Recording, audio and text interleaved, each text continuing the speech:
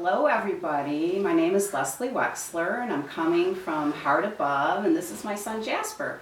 And we're here today to talk about animals and what they mean. In the native culture they call them totems, so we're going to talk about what these animals mean to us. The reason I came up with this idea is that I looked around my office the other day and realized that my sons drew some pictures for me throughout the years, and I had my own personal totem that they gave me. So we'll talk about that later, but first we're going to talk about some animals that Jasper hangs out with regularly. And which animal you want to talk about first? That one? The sheep? All right. So, what do you think about when you think about the sheep? Is he shy? Is he gentle? Mm-hmm. Sheeps are gentle, right? They help you sleep, right? Mm-hmm. Sheep, not sheeps. Sheep, right. And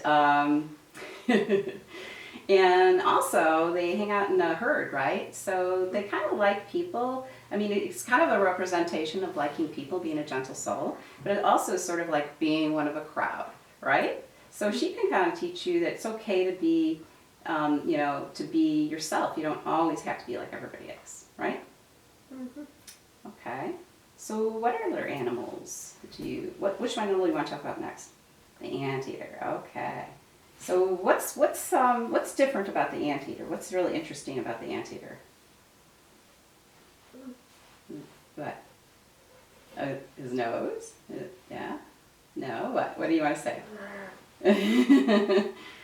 Well, what's interesting, right? He has a long nose, and he goes and he licks up ants and also termites, right?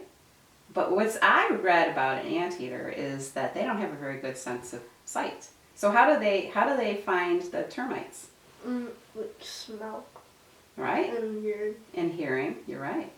And so they get around blockages, things that they don't have, and they get to the heart of the tree, and they find that, right? Mm-hmm. That's right. It's sort of like getting through obstacles and finding the opportunity. Even though you don't have, you smell something and you taste something, so you know that it's right, even though you can't really see it, right? Mm-hmm. Okay. So what's the next animal? And is that platypuses, or is that? Platypi. Platypi, okay. Those are cute, aren't they? Look at that. Look at us. All right. Hey. So what's different about the platypus? Anything unusual about the platypus? Are they normal? Are they like a sheep? No. Will they lay eggs? Mm-hmm. What else about them?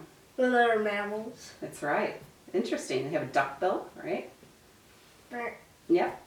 And you know what? It's kind of funny because when I read this article once where it said that the scientists that found the platypus said there must be some joke here.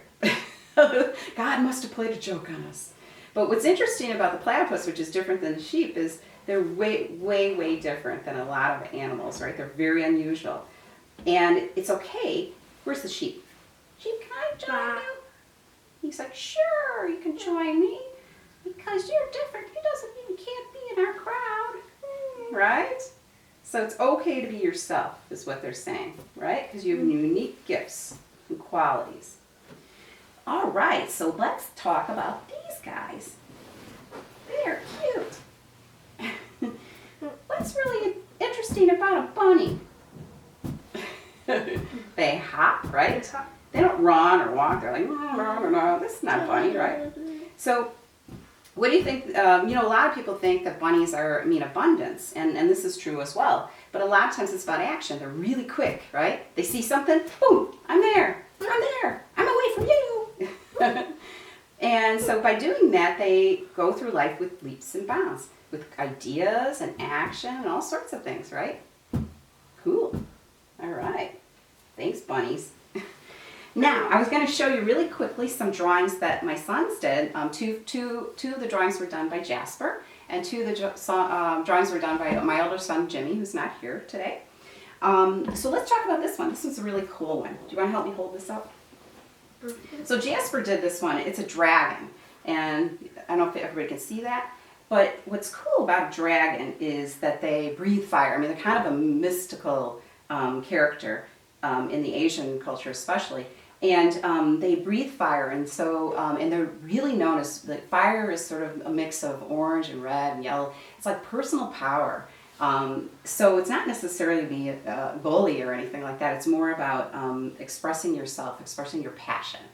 So that's what I see in that. And when I looked at that, I said, wow. And I actually was born in the year of the dragon. There's a dragon behind us. And so that's kind of interesting that he drew this, and we wanted to put this up on the wall. All right, the next picture. This one was done by Jimmy, and it's not an animal, but I consider it a totem because I love to, Jasper and I, we hug trees all the time. And I love to hug trees, and it's like grounding, and you learn a lot from nature. And also I like to speak up for trees because they don't have a voice, right? So it's telling me to really, really go to nature, and really it's a great way to feel about other things. Helps you clear your head, right? When you got a busy head and you got homework and you can't get through it. Okay, let's go to the next one. This one, Jasper painted for me, and it's a tiger. And tigers, they go through try to get their prey by sneaking around, kind of slithering on the ground, and then they pounce. And so what it represents to me, and a lot of people I believe, is opportunity. They see the opportunity, they're patient, and they reach their goal because they wait and they maneuver their way to the place they need to be, and then pow, they surprise you. And so it's about seeing opportunity. And then this one's a really unusual one. This one was done by Jimmy, as you can see, Jimmy. And it's a black crow. And what's interesting in black crows, obviously they fly and land, but they're really loud. And they're loud in a flock. So they're supposed to live very long. They live like long lives, like 14 years, some of them, and not in captivity.